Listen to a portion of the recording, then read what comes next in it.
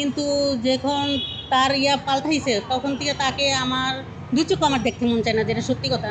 কারণ বাচ্চাদের হার্টবিট বা আমাদের হার্টবিট উনি অনেকটাই দুর্বল করে ফেলছে। কিন্তু 2000 সালে কিন্তু পরীক্ষায় এই আছে নকল ছিল, কিন্তু আমাদের এখন কিন্তু নকল নাই, 26 সালে নকল নাই।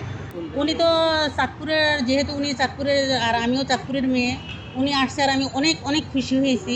কিন্তু যখন তার পাল্টাইছে তখন থেকে তাকে আমার দু চোখ আমার দেখতে মন চায় না, যেটা সত্যি কথা। কারণ বাচ্চাদের হার্টবিট বা আমাদের হার্টবিট উনি অনেকটাই দুর্বল করে ফেলছে, যেটা সত্যি কথা। কিন্তু আমি চাই শিক্ষামন্ত্রীর কাছে আমার একটা অনুরোধ, ওনার যে 2000 সালে আসছে, কিন্তু 2000 সালে কিন্তু পরীক্ষায় এই আছে নকল ছিল, কিন্তু আমাদের এখন কিন্তু নকল নাই, 26 সালে নকল নাই। আমাদের এখন এক একটা স্টুডেন্ট আমাদের একটা স্বপ্ন, এক একটা স্টুডেন্ট আমাদের স্বপ্ন। আমরা নকলবাজ স্টুডেন্ট তৈরি করি নেই, আমাদের স্টুডেন্ট নকল করে না, আমরা এটা নিশ্চিন্তভাবে বলতে পারি। হ্যাঁ, অবশ্যই বাচ্চারা আতঙ্কে থাকে, আমরাও আতঙ্কে থাকি। আমরাও বলি কখন জানি উনি আসে, এটা বাচ্চারাও থাকে, আমরাও থাকি। তা আমি একটা শিক্ষামন্ত্রীর কাছে নিউজ দিতে চাই, আপনি যে জায়গায় যান, যত দূরেই যান, কিন্তু কোনো স্টুডেন্টের সামনে যায় দাঁড়াইবেন না। তাহলে একটা স্টুডেন্ট যা লিখতেছে বা পড়তেছে সব কিছু ভুলে যাবে, তাদের কলমটা স্তব্ধ হয়ে যাবে, কলমটার সামনের দিকে চলবে না। হ্যাঁ, কিছু কিছু করে, এবার সব যে ধোয়া তুলসী পাতা সেটাও বলবো না। কিছু কিছু স্টুডেন্ট করে, আবার কিছু কিছু করে না। যারা ধরেন সারাদিন টিকটক, ফেসবুক, তারপরে ধরেন এটি নিয়ে থাকে, ওরা বেশিরভাগই টিকটক নকলটা করে। মোটামুটি ভালো হচ্ছে। গতকালকের পরীক্ষা ভালো হয়েছে, আজকেরটা কিরকম হয় সেটা আসলে বোঝা যাবে। ওর জন্য অপেক্ষা করছি। ছেলে তো পরীক্ষা দিয়ে বেরোবে, বাস আসবে, নিয়ে যাবে।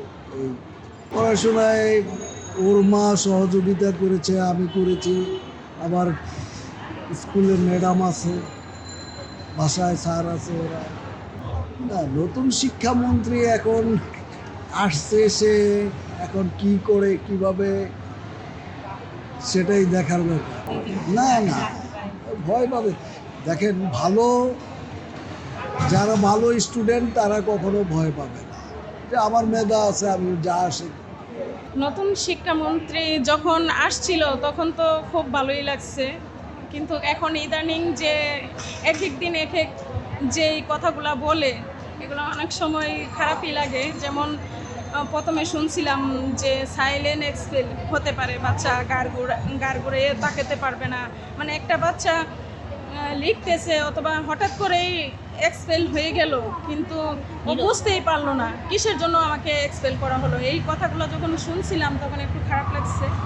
এখন নাকি এটা মানে বাতিল হয়ে গেছে, তো একটু ভালো লাগছে আর কি শুনে এই কথাটা বাতিল হয়ে গেছে। বলার পরে বাচ্চারাও বাচ্চারাও একটু স্বস্তিতে আছে আর কি।